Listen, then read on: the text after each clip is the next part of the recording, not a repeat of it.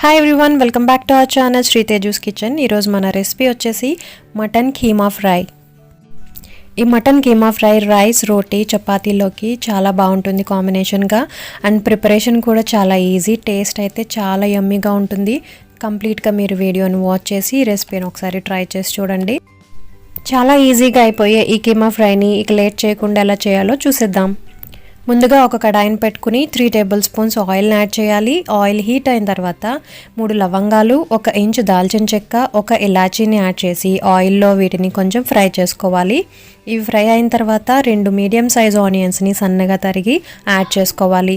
ఈ onions golden colour వచ్చే వరకు బాగా వేయించుకోవాలి. ఇవి వేగిన తర్వాత 1.5 టేబుల్ స్పూన్ జింజర్ గార్లిక్ పేస్ట్ని యాడ్ చేసి దీని నుంచి పచ్చివాసన పోయే వరకు ఫ్రై చేసుకోవాలి.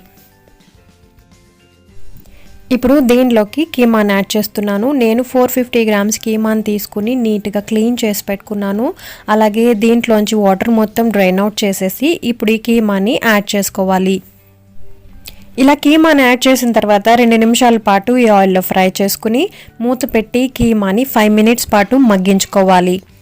ఇలా 5 మినిట్స్ తర్వాత కీమా నుంచి మనకి వాటర్ రిలీజ్ అవ్వడం స్టార్ట్ అవుతుంది. ఒకసారి దీన్ని మిక్స్ చేసుకుని ఇప్పుడు దీనిలోకి 1/2 టీ స్పూన్ పసుపు, రుచికి సరిపడా సాల్ట్ని యాడ్ చేసి కీమా అంతటికి సాల్ట్ బాగా పట్టేలాగా మిక్స్ చేసుకుని మీడియం ఫ్లేమ్ పైన 5 to 8 మినిట్స్ మూత పెట్టి కుక్ చేసుకోవాలి. ఇలా కుక్ చేసిన తర్వాత వాటర్ క్వాంటిటీ రెడ్యూస్ అయి ఉంటుంది, పైకి ఆయిల్ రిలీజ్ అయి ఉంటుంది. ఇప్పుడు ఒకసారి బాగా మిక్స్ చేసుకుని ఇలా డ్రై అయిన తర్వాత దీంట్లోకి రుచికి సరిపడా కారం యాడ్ చేసుకోవాలి. నేను 1.5 టేబుల్ స్పూన్ కారం యాడ్ చేస్తున్నాను. 1/2 టేబుల్ స్పూన్ వేయించి పొడి చేసిన జీలకర్ర, 1 టేబుల్ స్పూన్ ధనియాల పొడి, 1/4 టీ స్పూన్ గరం మసాలాని యాడ్ చేసి ఈ స్పైసెస్ అన్నీ కూడా కీమాకి పట్టేలాగా బాగా మిక్స్ చేసుకోవాలి. ఇప్పుడు కీమా కుక్ అవ్వడానికి దీంట్లోకి 1/2 గ్లాస్ వాటర్ని యాడ్ చేసి ఒకసారి బాగా మిక్స్ చేసుకోవాలి.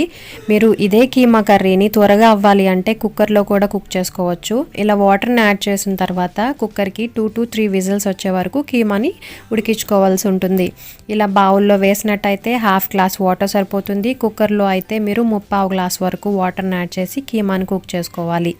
ఇప్పుడు వాటర్ని యాడ్ చేసాం కదా, మరొకసారి మూత పెట్టి లో ఫ్లేమ్ పైన కీమా అంతా కూడా మనకి మెత్తగా కుక్ అయ్యే వరకు ఉడికించుకోవాలి. ఇలా మనకి కీమా కుక్ అయిన తర్వాత ఇది ఉడికిందో లేదో చెక్ చేద్దాము.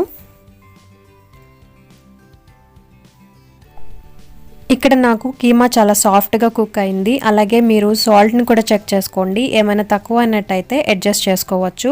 అలాగే మీకు కనుక కీమా ఇంకా గట్టిగా ఉన్నట్టయితే, అలాగే కీమా ఉడకడానికి వాటర్ అవసరం అయితే మరి కొంచెం వాటర్ని యాడ్ చేసుకుని కీమాని కుక్ చేసుకోవాలి.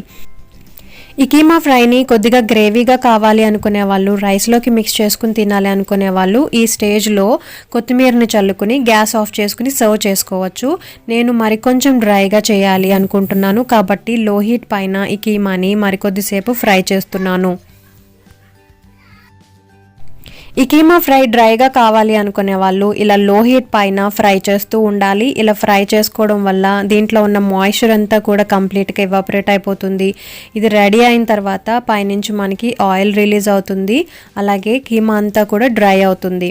ఈ స్టేజ్లో గ్యాస్ని ఆఫ్ చేసుకుని సర్వింగ్ ప్లేట్లోకి తీసుకుంటే tasty and yummy keema fry ready అయిపోయినట్టే.